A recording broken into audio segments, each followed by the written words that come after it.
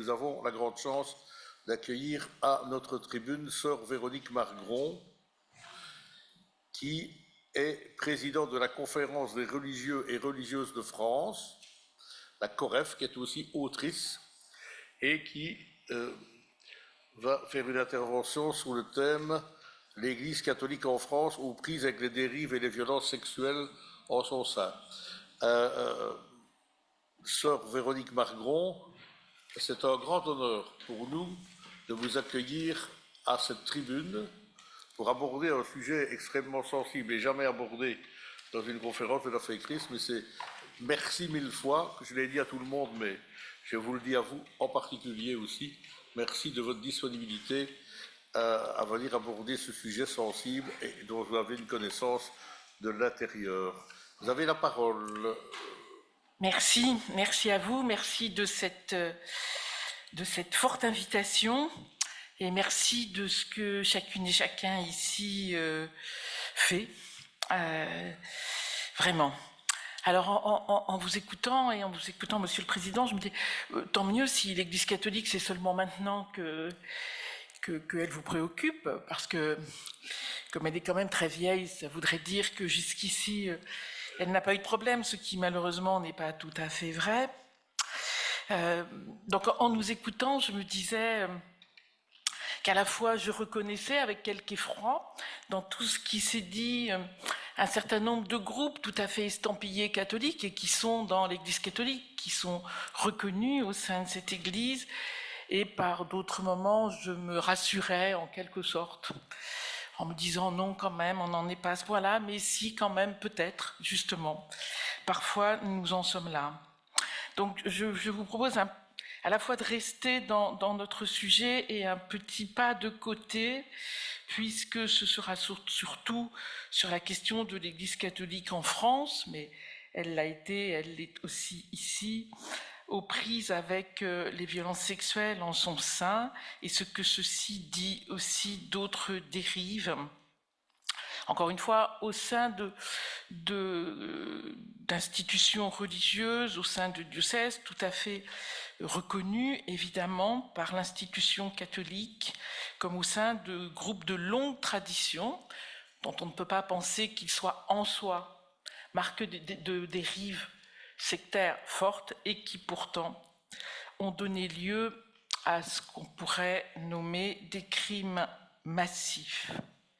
Alors juste un tout petit rappel pour ce qui est de la France, je ne me remonterai qu'aux années 2000 où il y a eu en France une affaire très médiatique, l'affaire d'un évêque de Caen, Monseigneur Piquant, qui a été condamné pour non-dénonciation de crimes concernant un prêtre, l'abbé Bisset, qui fut un grand criminel sexuel.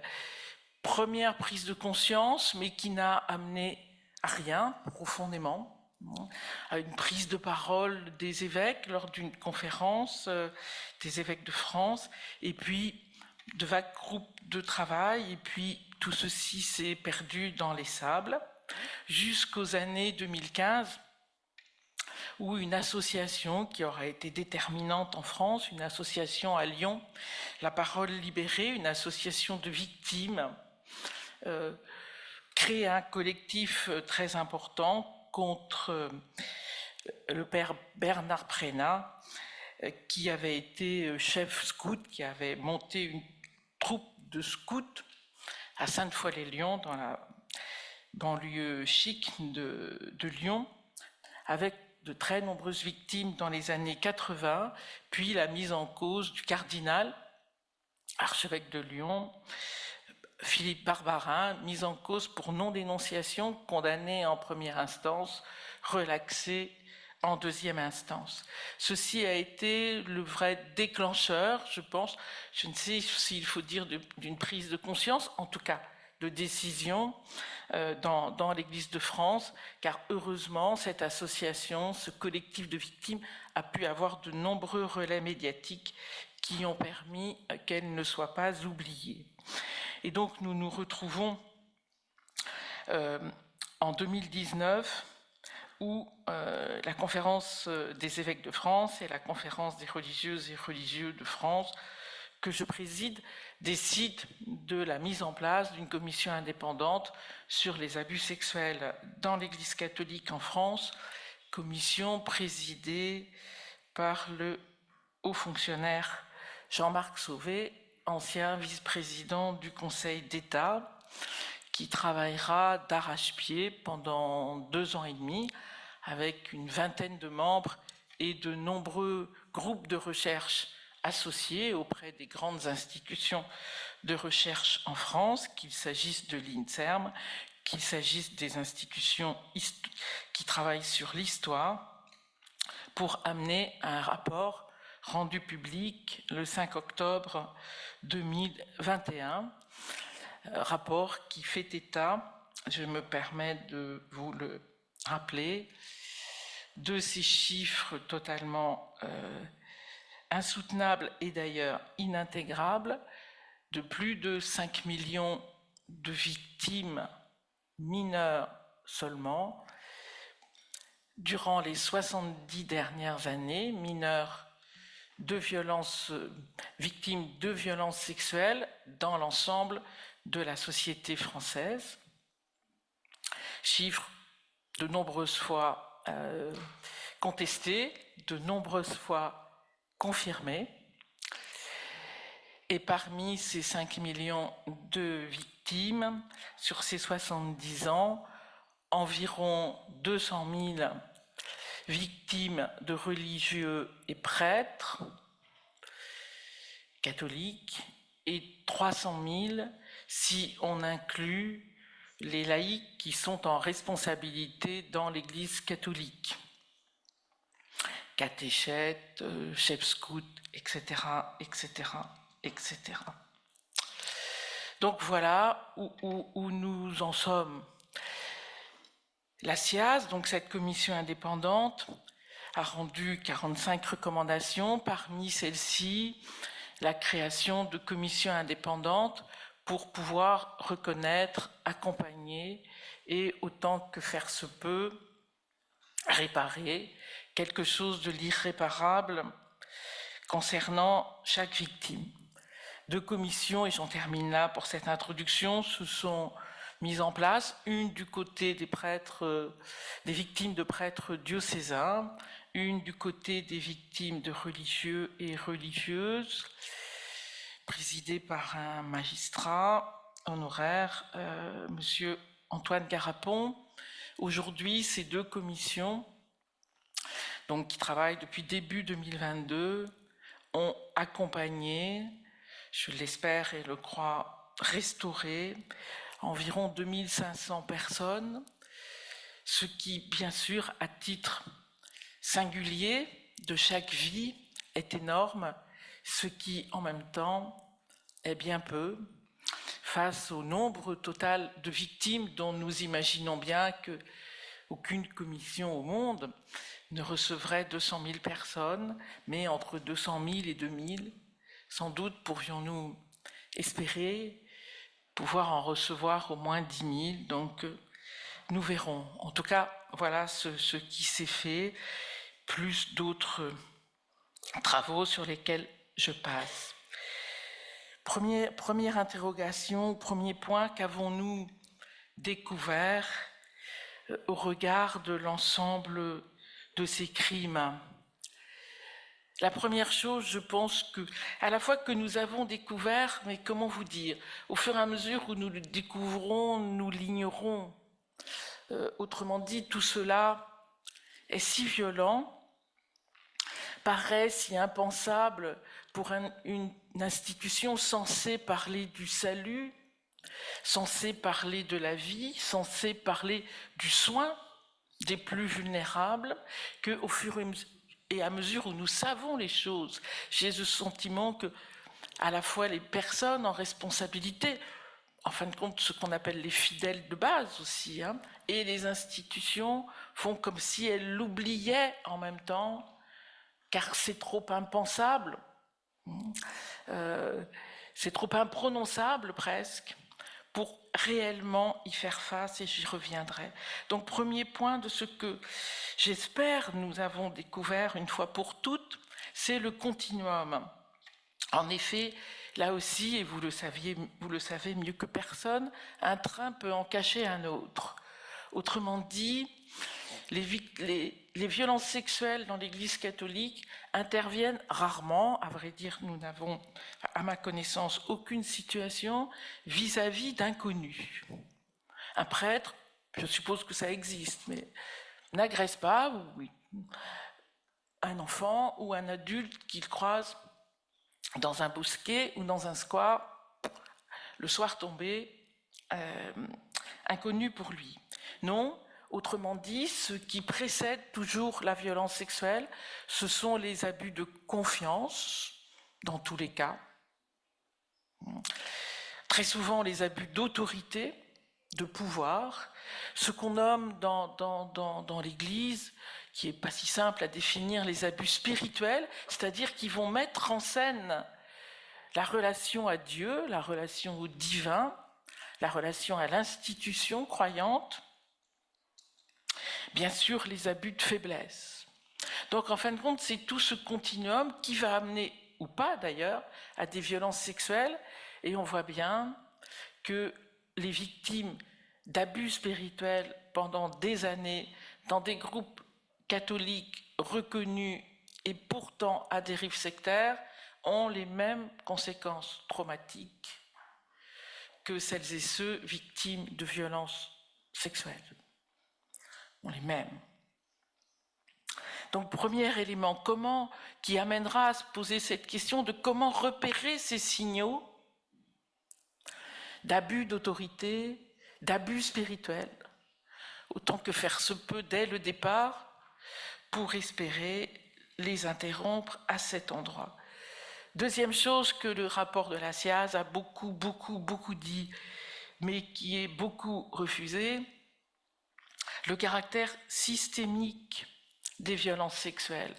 Alors, je pense que ce serait abusif pour le coup de parler d'un caractère systématique, qui voudrait dire qu'en quelque sorte l'Église catholique aurait été organisée pour violer des enfants.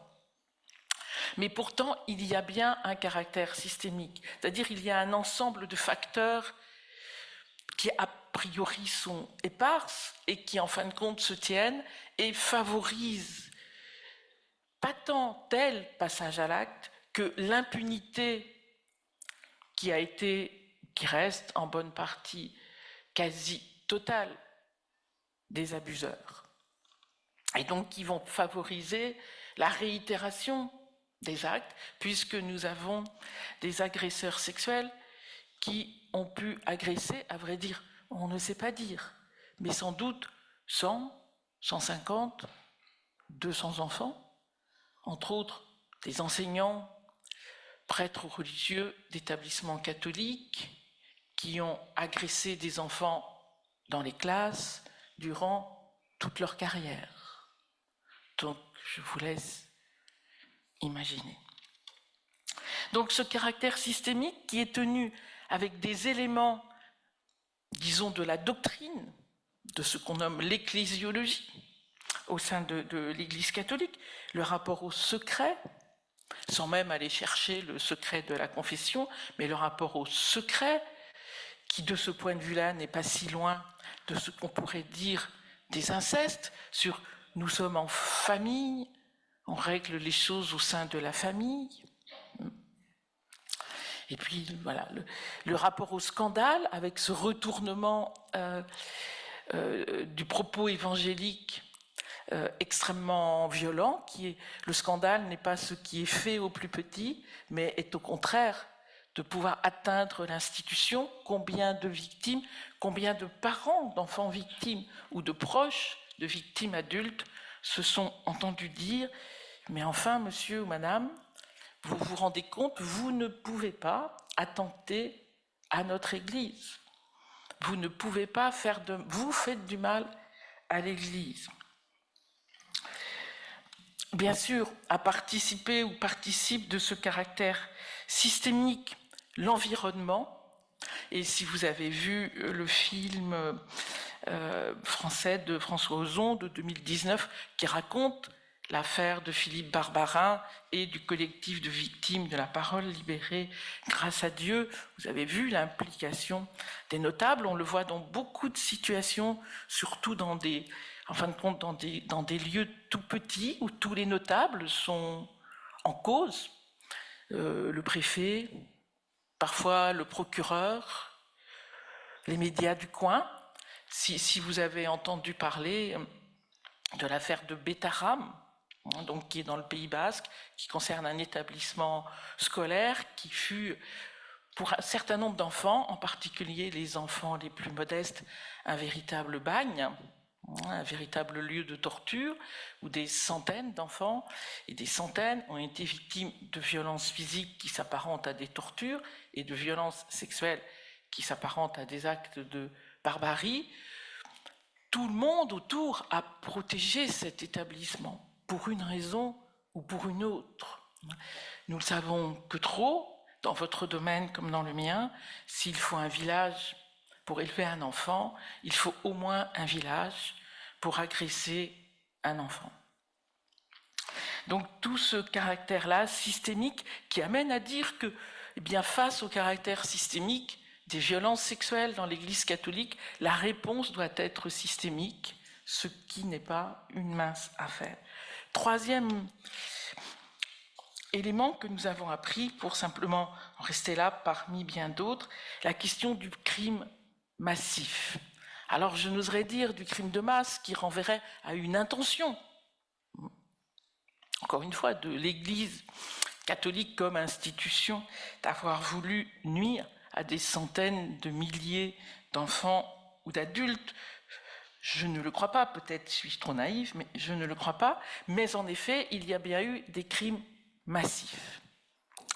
Puisque parler de 200 000 victimes en 70 ans, c'est parler de crimes massifs. Ce qui vient poser cette question, qui renvoie au caractère systémique, qui est qu'on ne peut pas réduire cela en disant, en fin de compte, les agresseurs sont des malades et c'est tout. Ou, comme l'a dit souvent l'Église et sans doute bien d'autres institutions, ce sont en quelque sorte des brebis galeuses, des moutons noirs. On va essayer de les détecter et la question sera réglée. Quand nous sommes face à 200 000 victimes, on sait bien que c'est autre chose qui se passe. Et quand vous écoutez, vous-même, moi dans mon petit rôle ou ma petite place, une histoire de victime, vous savez que ces chiffres sont vrais, puisqu'elle vous raconte parce qu'elle était dans un établissement scolaire, parce qu'elle était dans une communauté religieuse à dérive sectaire, y compris, encore une fois, reconnue par l'Église, et qu'elle vous dit « Je sais que mes copains ont été victimes aussi, et les copains, vous ne les avez pas vus. Ou je sais que telle ou telle sœur a été aussi sûrement prise par le père, avec un grand P, en quelque sorte le père fondateur, par exemple, et vous n'avez pas vu cette personne. Et donc vous savez que ces chiffres sont peut-être de la réalité. Deuxième réflexion sur la place du religieux dans ces violences, car bien douloureusement, ces violences n'appartiennent pas évidemment qu'à l'Église catholique, loin s'en faut. Donc si j'essaie de me concentrer sur qu'est-ce qu'il en est, en quelque sorte, de caractères plus spécifiques qui doivent nous instruire. 3 points. Tout d'abord, la convocation du sacré. Je suis très frappée, en écoutant des centaines de personnes, de cette convocation du sacré par les agresseurs et les institutions. Il y a une manipulation très fondamentale des textes bibliques. Et vous savez bien que vu l'ampleur des textes bibliques, vu l'extrême diversité de leur écriture, des communautés rédactionnelles, des époques où ces textes ont été d'abord racontés, puis mis par écrit, il est extrêmement facile d'extraire un verset pour en faire n'importe quoi, ou d'en retourner le sens complètement. Donc il y a une très forte manipulation des textes bibliques, une manipulation des catégories religieuses, spirituelles, traditionnelles, l'obéissance, l'abandon, qu'on trouve dans sans doute peut-être toutes les grandes traditions spirituelles, en tout cas dans la tradition catholique et chrétienne, sans que celle-ci ait amené chaque fois, heureusement, à des dérives et à des crimes. Toutes ces catégories, la volonté de Dieu, si tu fais ce que je te dis, tu seras dans la volonté de Dieu.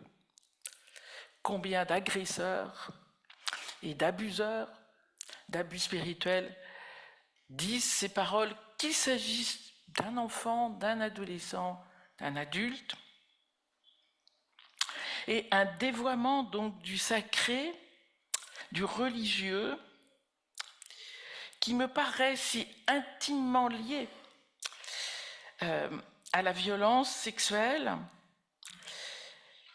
qu'il est à se demander, je laisse cette question aux psychologues que certains sont dans cette salle, si en fin de compte il ne vient pas accroître la jouissance de l'agresseur lui-même, pour que cette utilisation soit si massive.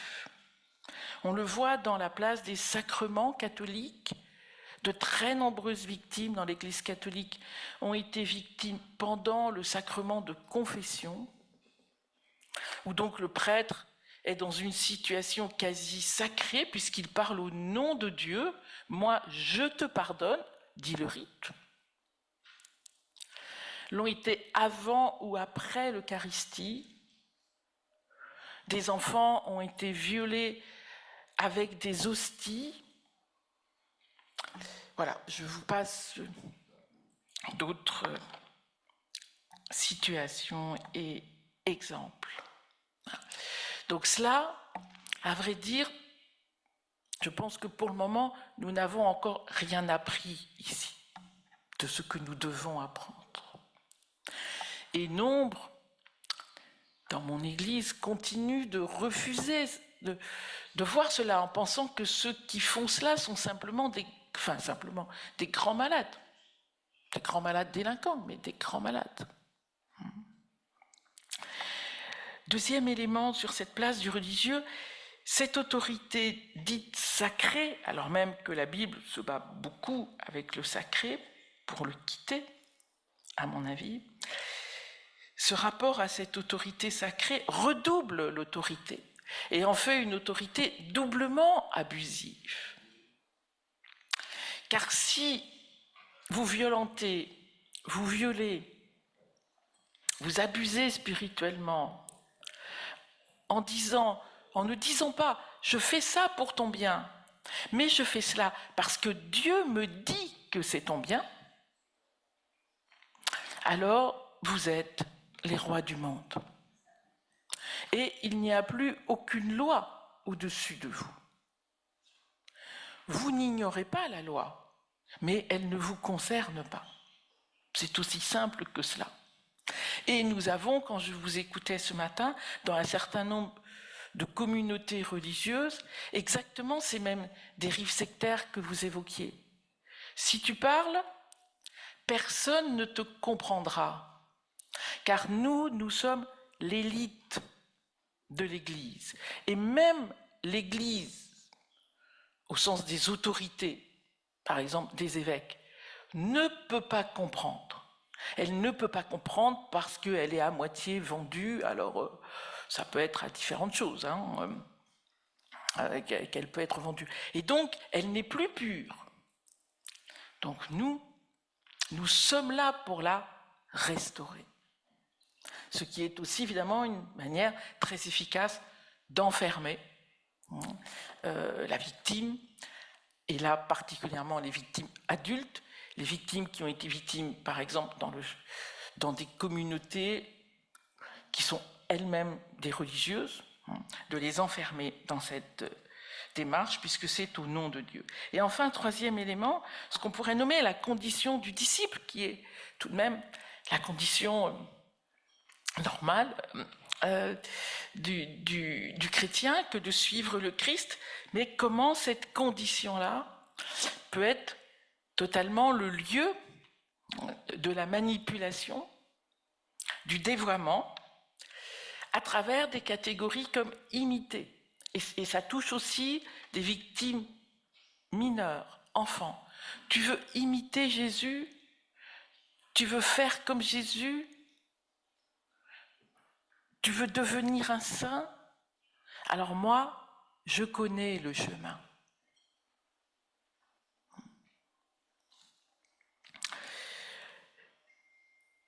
Renforce cela, cette idée que le disciple doit être aveugle. S'il veut être pur, il doit suivre aveuglement. Et ça rejoint ce que vous évoquiez sur le doute. S'il a des doutes, alors il est dans le péché. Et donc il doit renforcer sa foi. Et renforcer sa foi, ça n'est pas lire la Bible avec un esprit critique, c'est croire plus encore, en l'occurrence l'agresseur, le violeur, le père, tant et tant de sœurs, je ne citerai pas d'où elles venaient, ou d'où elles viennent, me disent, on disait dans la communauté, le père a dit. Et alors, quand elle me raconte cela, dans un premier temps, je ne savais pas de quel père elle parlait.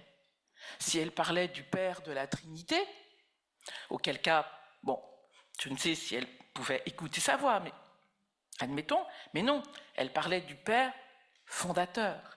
Et la communauté autour, alors que ces femmes étaient violées pendant des semaines et des années et des décennies, la communauté autour disait, mais la chance que tu as que le Père t'appelle. Je pense à une qui ne doit sa vie aujourd'hui qu'au fait qu'elle a été tellement malade, des violences sexuelles et de tous les phénomènes d'emprise qu'elle subissait, qu'elle s'est retrouvée aux urgences, quand même à force. Et c'est le médecin urgentiste qui l'a sauvée en lui disant « Madame, si vous y retournez, vous allez mourir ». Et c'est cela qui, enfin, a fait effraction dans ce système. Cette idée qui va avec, des purs, que nous sommes les meilleurs. Donc il est bien normal que personne ne nous comprenne. Vous avez peut-être, pour certains au moins, entendu parler de Marthe Robin, fondatrice, cofondatrice des foyers de charité. Eh bien, quand vous écoutez un certain nombre d'ex-membres, ils vous racontent « Marthe a dit ». Et alors, je ne sais pas si nos amis qui ne sont pas de langue française peuvent le comprendre, mais c'est comme ce qu'on dit aux enfants quand on dit « Jacques a dit ». Jacques a dit, Marthe a dit. Donc, c'est un phénomène magique. Si Marthe a dit, on fait ce que Marthe a dit. Et point final. Troisième réflexion, des enseignements, en tout cas des débuts d'enseignement, car nous ne sommes qu'au début.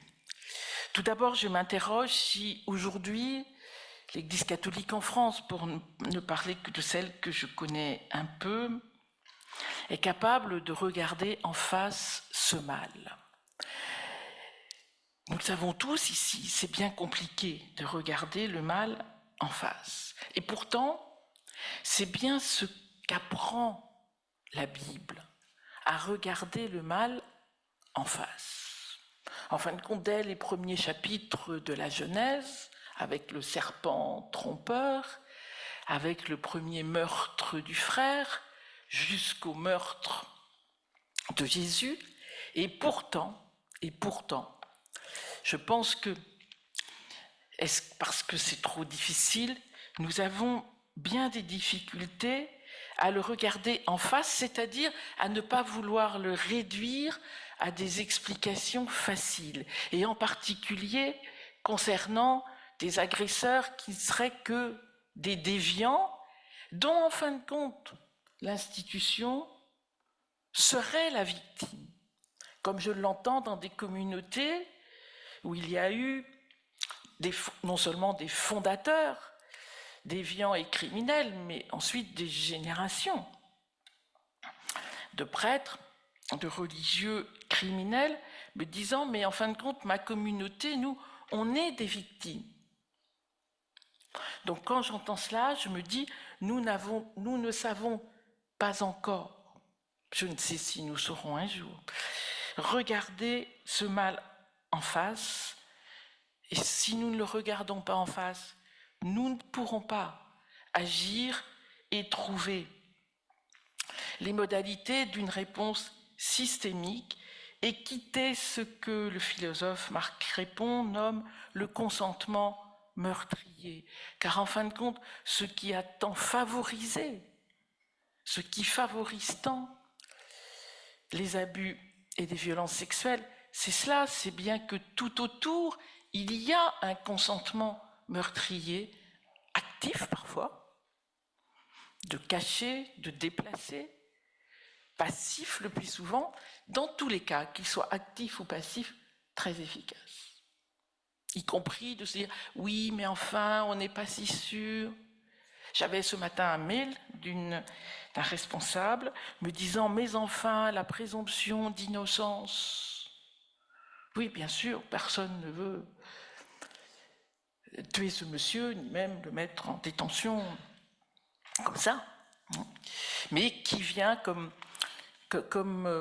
le disait le juge Édouard Durand, ancien président de la commission sur l'inceste et les autres violences sexuelles sur mineurs en France, qui sont en quelque sorte des bonnes planques, des bonnes cachettes pour l'agresseur. Deuxième élément, être affecté. Car en fin de compte, alors je dis cela avec beaucoup de précaution, car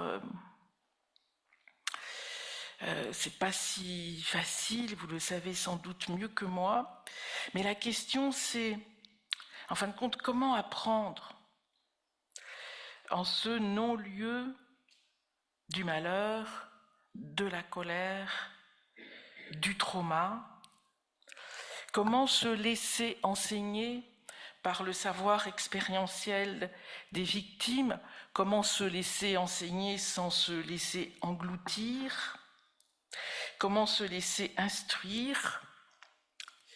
Et en pensant à cette matinée, je pensais à cette parole qui se trouve dans l'évangile de Jean, qui est une parole terrible, où l'évangéliste dit, en quelque sorte aux chrétiens d'hier et d'aujourd'hui, aux disciples qui étaient là, ils regarderont celui qu'ils ont transpercé.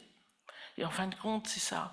C'est comment les catholiques regardent les responsables, mais pas seulement les responsables, regardent ceux qu'ils ont transpercés, c'est-à-dire les victimes de toutes ces violences et ces actes de barbarie. Il me semble qu'il faut accepter, en tout cas pour moi, d'être affecté pour pouvoir assumer une responsabilité morale qui, à mon sens, est nécessaire pour agir. Oui, je vous demandais de conclure. Pardon, je conclue, oui. Excusez-moi. C'est comme il n'y a pas d'heure. Non, mais moi je suis très bien. Le temps et je vous sens passionné, mais merci il y aura beaucoup. encore une intervention après. Donc, et pardon. puis ça le déjeuner et je sens que... On a faim. Voilà. Non, on a faim de savoir surtout, mais... Alors, juste un mot. Je vous laisse terminer. Merci. Excusez-moi. Donc, troisième élément en un mot, la question de la formation et de la vigilance. Donc, tout ceci se trouve dans le rapport de la FTAS. Simplement un élément là. Il me semble que ça amène à la question de la désidéalisation en particulier dans la vie religieuse et dans d'autres lieux, si on veut pouvoir que la vigilance soit réelle et l'attention aux signaux faibles. Peut conclure, je m'étais qu'espérer avec un point d'interrogation. À vrai dire, là où je suis, je ne sais pas très bien répondre ce que l'on peut espérer, sinon de continuer et sinon de dire que le mal, je crois, pour reprendre une phrase de Paul Ricoeur dans son grand texte sur le mal, c'est ce contre quoi on lutte et ce en dépit de quoi on espère. Donc, je peux que souhaiter à l'Église catholique de ne pas oublier cela. Merci beaucoup. Merci beaucoup.